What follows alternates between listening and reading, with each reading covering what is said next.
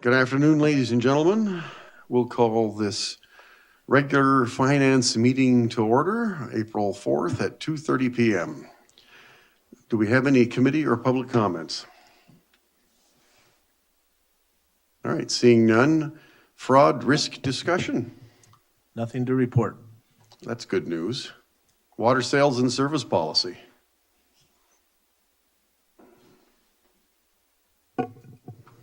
Nope, here we are. Who wants to take on this one? I defer to Director Ratora. I'm putting some comments together. They're not ready for publication at this point in time, but next month I'll have a number of inputs for us to address, Okay. but not at this time. Okay.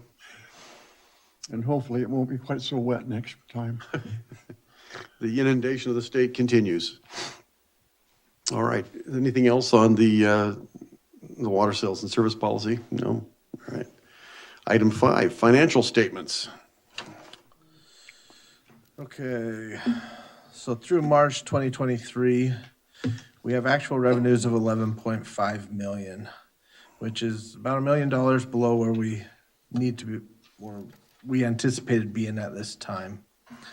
Expenditures are coming in at just over 13 million, which is 605,000 below where we expected to be. So overall, our net is a negative 1.48 million, which is 443,000 less than we expected at this time.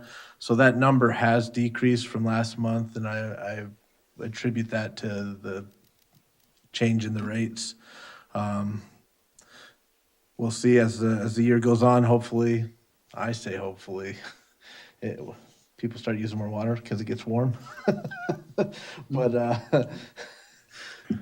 But using it judiciously, I'll say that. But we have seen a wet couple of months, and that has definitely impacted the consumption numbers. Capital expenditures to date, just over 5 million. Of that, 1.9 million came from COP funds, and that's it. Those are all done, used up. And now it's just from our cash and debt service principal of 833,000. You want them to use the water more judiciously? Yes. Yeah, Ty, Oxymoron. on the revenue side, Yeah. how much of that delta is just due to nothing more than the accrual issue? This takes into account the accrual, so none. Pardon? None of it is attributed to accrual. Well, the revenue always lags the actual water distributed because we haven't gotten the money in. So it seems to me that at the end of the year, the actuals don't include the water that's been distributed but not paid for. Right, but we do take that into account when we anticipate each period where we would be, the budget takes that into account. This isn't a straight line budget. We're taking into account that in June, we'll still be receiving revenue in July that will accrue back. So in other words, the budget as well as the actuals were less the accrual. I mean, you're combining. I mean, they're both actuals. I mean, yeah, they're. Just when we budgeted. I'm not sure what the best way to word it is. It seems to me at the end of the year, we always end up lopsided on the revenue because the last revenue hasn't come in yet. Right. Okay. Right. But you're saying that these numbers are not impacted by the fact that that month we haven't gotten paid for all of the water through March. Right, so like in total water sales, the 8.4 million, it's adjusted, the monthly budgets are adjusted based on taking into account that accrual. Of course, that accrual hits in the June numbers, so that's why you wouldn't see it in the budget. And so the actuals is apples to apples Okay, comparison yeah, to the budget. that's the real issue, okay. Thank you. All right, are there any other questions about the financial statements? All right, accounts payable disbursements.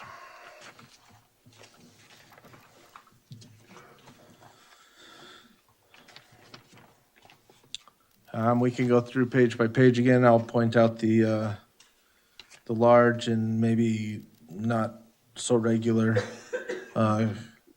expenditures. On the first page in that packet, you do have the IWVGA payment of $254,000. And the rest of that is pretty routine. Get $256.94 from SCE. To them, yes. There's a reason why that's separate from the line item below. These are not paid at the same time.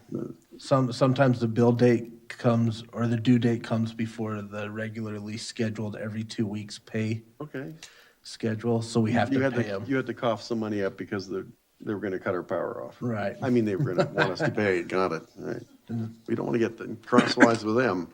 Thank you. Yep. The second page, we do have the Aqua JPIA payment for $62,000. That's the insurance. We have Ferguson Waterworks for $108,000. Those are for meter bases and other meter-related items. Hardware, Yes. not replacement. It's hardware. They're not doing the actual replacement. Right. Okay, thank you. We do the labor in-house. Got it. Perfect. Krager and Stewart for 40, just under 48. Corey Lara Construction, 25,000. That's for road patching and cement work. Oh, that's cement work only for the valves. Yeah. And then we have legal services for just under 53,000. And then Murphy and Everett's for 30,000. Okay. Next page, $35.83 for SCE. it's another one, yeah. Costs more to write the check.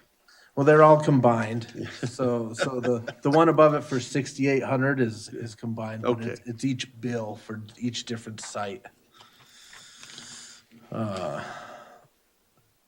The next page has Santa Fe Water Systems for 14,000. That is more hardware for maintenance. Okay. The following page, nothing out of the ordinary. And then the last page, we have Aqualogic for 31,000. And that is part of the brackish water study. Krager and Stewart for just under 50,000 for consult engineering on the capital projects. Lane Christensen Company, 86,000, that is for well 31. And RSH Construction Services for 224,000, that is tanks and booster station. I noticed we've got Krieger and Stewart twice. Didn't I see them on an earlier page? Yeah, it's 2 different months. And Either one was delayed or one came early. are they for doing the same thing? It's just that they came in as separate vouchers? Or Well, are they actually doing separate projects? It's two monthly fees. And- One arrived late and the other one showed up early. And it's multiple projects, multiple tasks on each invoice. yes. Okay. Okay. All right. So I'm sorry, please, I have a question. Lane Christensen Company, what are they doing with well 31? Yeah, it's a rehab. Isn't 31 the one was it 30 or 31 that had to be taken out of service? 33. 33. Okay, thank you. Helping an old man out. All right, are there any questions about accounts payable disbursements? All right, Do we need a recommendation? Yes. Okay, I'd like to recommend that we recommend to the board that we accept the accounts payable. Okay, then I agree with you, sir. We have our recommendation. All right. Item 7, future agenda items. I do have listed on here the sales and service policy manual. You do? Well, good, good. All right.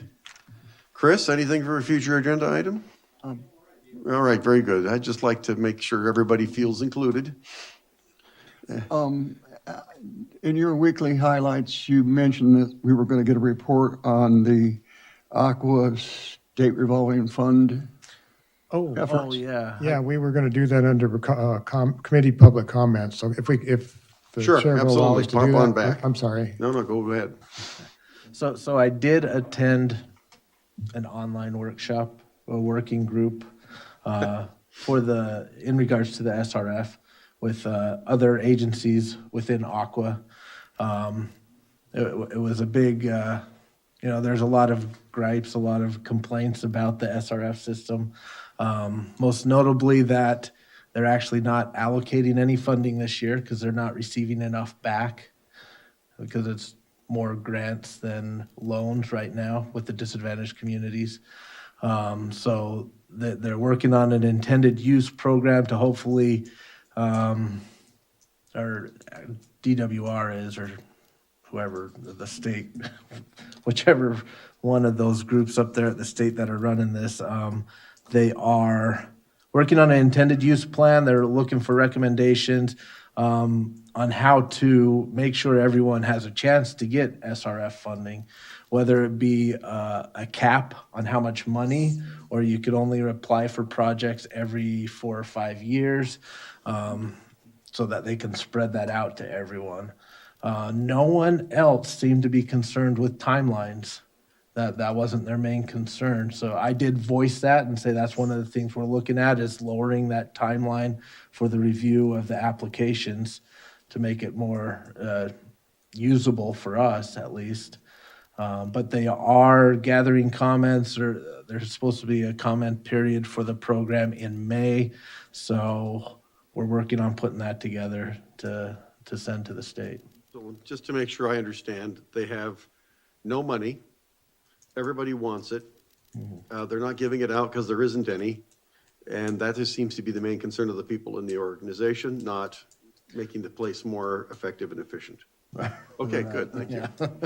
So, no, we're the only ones that are worried about, are concerned about the schedule issue? In that working group, I was the only one that brought that up. Yeah.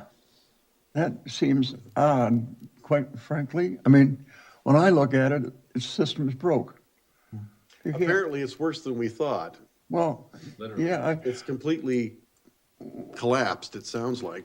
yeah. Well, see, now, I was of the impression that every year, the federal government actually infused some additional dollars into the project.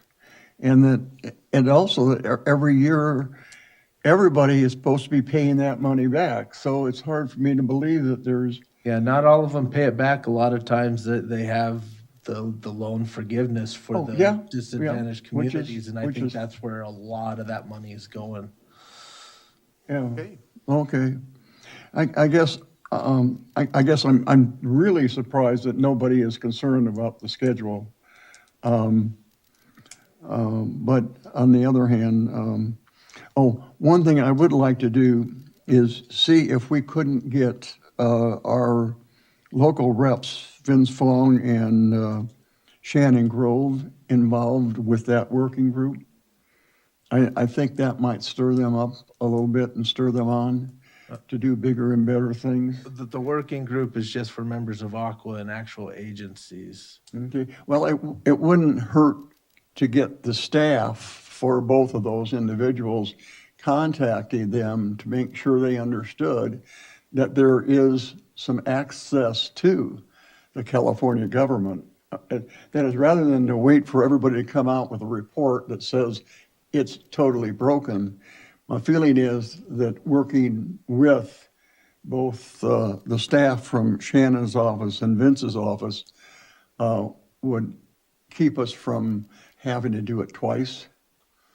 In other words, let's do some outreach and see if we can't get both Vince and Shannon to work with us and that working group. They don't have to be part of the working group, but they can certainly help the working group and be a resource for the working group. If you would bring that to the board at the board meeting for full board support, then we would take direction. Sure. Yeah, be happy to do that. Also, as far as, we are still on future agenda items, right? Okay. We've jumped back. Okay. Next year, I would like to see us add the cash capital spending budget to our review of our spending items, for one thing.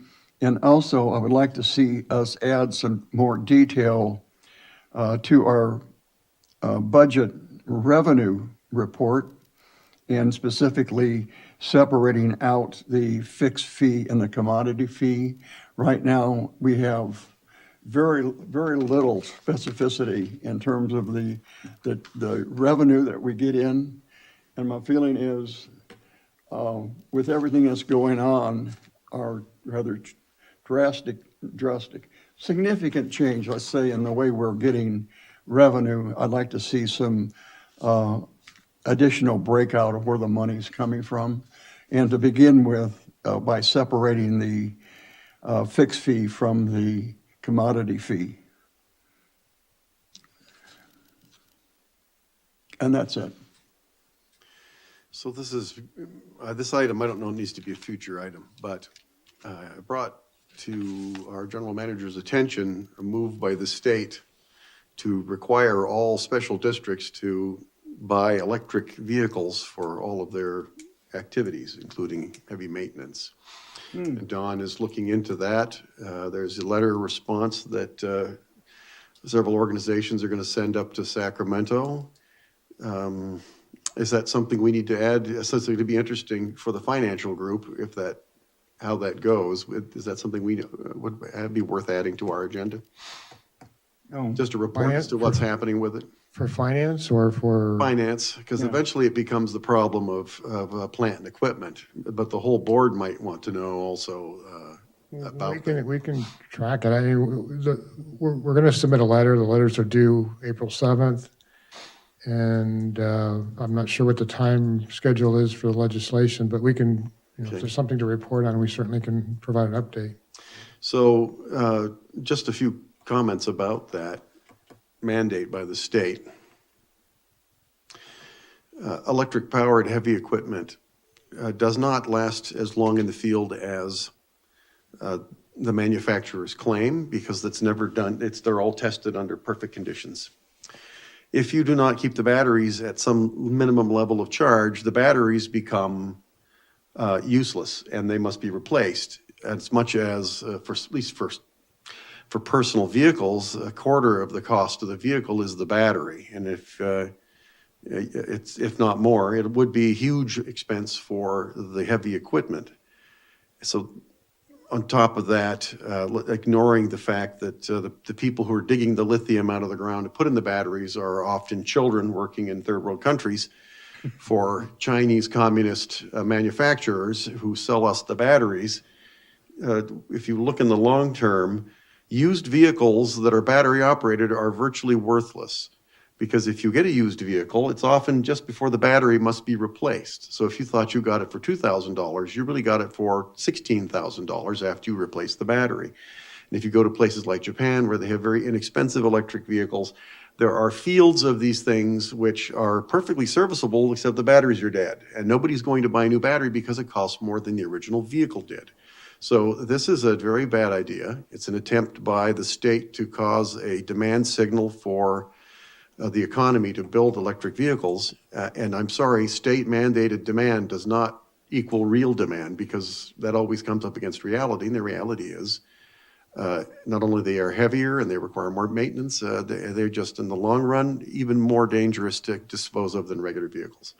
Last comment, 98% of your car, if it's gasoline powered, is recyclable. That is not true for the electric vehicle. There's the battery, which nobody has yet determined how to recycle. Oh, and not to mention the fire hazards and all that other good stuff. So that's it for that. Does anybody have any future agenda items? That'd be item 8, David holds fourth. I have heard where the state was going to implement a new law regarding large trucks and other vehicles. Yep. But I didn't realize that applied to special projects. But, you know, I can't help but think that the truckers, the 18-wheelers are going to have a lot of pushback Right. on that. So we can hope The independent that operators. this will take 10 or 20 years before it gets implemented, but it's something we need to track. So my hope is that it's never implemented. I don't think the government needs to be making these market signals because they will always get it wrong. Yeah, well, the next thing is going to be trains, Yes, electric trains. I had one when I was a child. I did too. Yeah, I get a little and around the track it goes, and it'll work about that effectively. All right, so at the risk of driving everybody crazy, I'm going to bring my comments to a close. Is there anybody else for future agenda items? Okay, then I will say we're going to adjourn the meeting at 2:51 PM. Thank you. You got the time right.